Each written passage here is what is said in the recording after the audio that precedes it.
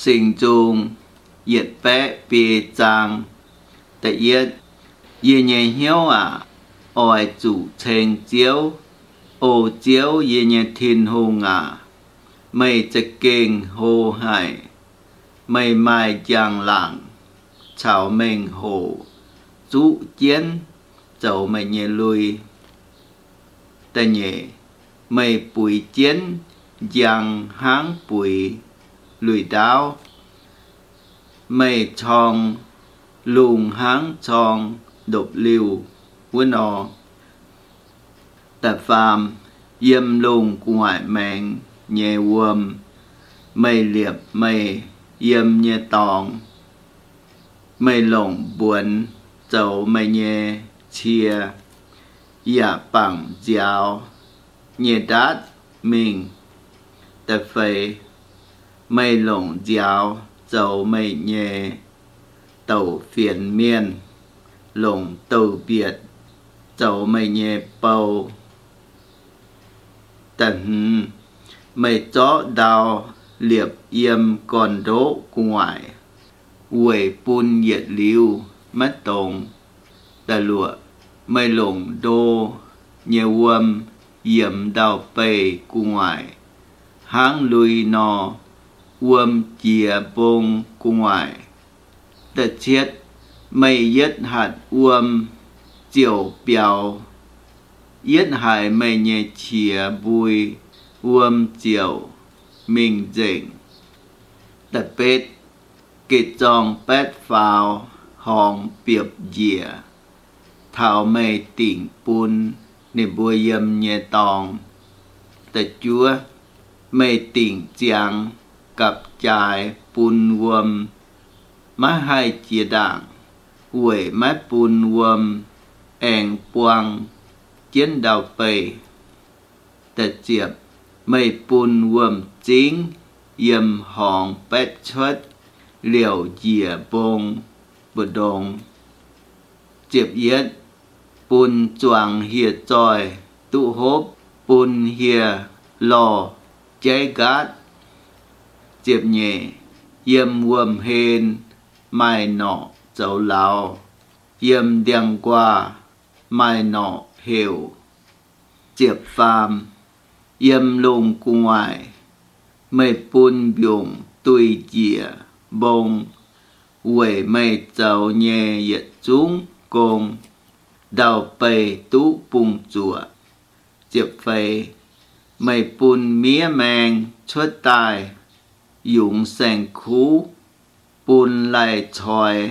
xuất tài bùn miền lồng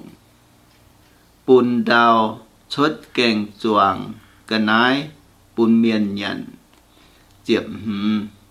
eng xuất nguồn tiếu thịnh miền diên dầu giả tú huê thịnh nịnh nhẹ huyền giang tú làng dị quẩy bùn xin chẳng hến chiệp lụa chiếu nhẹ đèn tú uâm cao xây yếm Lebanon nên choàng nhẹ si đa trông đèn chiệp chiết nọ châu lao yếm vua tế đèn nọ nhẹ yếm trông đèn châu nịnh nhẹ béo chiệp bết bông hàng bền hia dùng nhẹ tịnh là bì bèn châu nào nhẹ đào khao tòng chiệp chúa mệt chạy hạ quẩy tỉnh quầy bà hoi hiếu tú giang hồ mất nhị chiệp mệt chạy hoàng bền luông mượn trận lộm cu nhòa yết chúng hiệt tròi chiều xuất tài nhị chiệp yết xiên lún hiểu chiến mình lò nhận lò thiên hùng chảy bùn nhẹ cân ái nhị chiệp nhẹ bà hoài xuất nhẹ giang hồ nên bùa chiều mình mình bùi nên bùa cần nhẹ khuất nhị chiệp phàm miền chiều xuất mình dẫu nên bùa nhẹ cùng dạ dẫu chiến mình thảo lùng hoàng. Nhị diệp phê, ô chiếu mày dầu nhiệt côn chám hải, yết chúng xe mày lộng thông minh dây tai, mày dây tai nhẹ mạn muộn, quang dịnh đào bê. Nhị diệp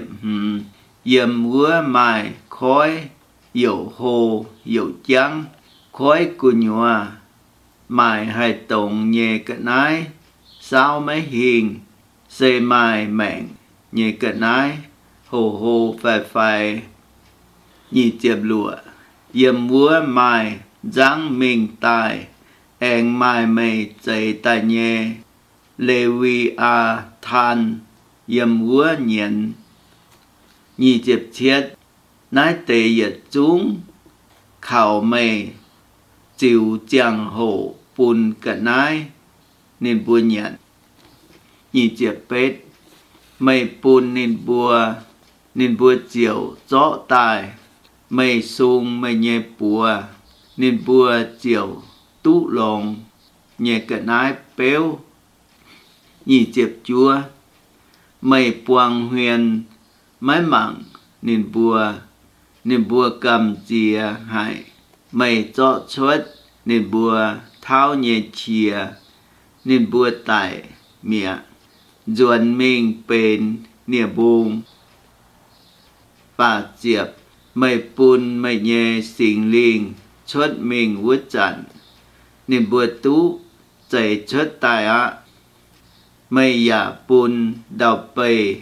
gói yển xiang tài. Và diệp yết, thố chiếu nhẹ nhàng lặng, yết liu yêm, thố chiếu ăn hãy nín dày tài, nhẹ cận ái. Và diệp nhẹ, nín mặn,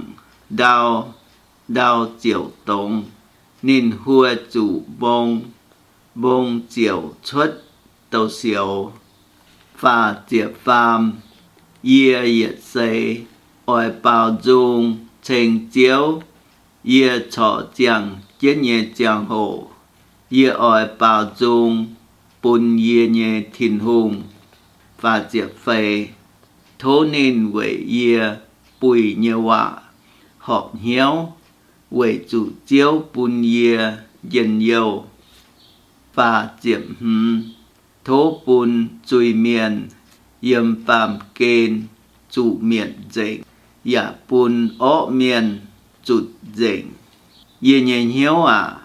oi chủ trình chiếu,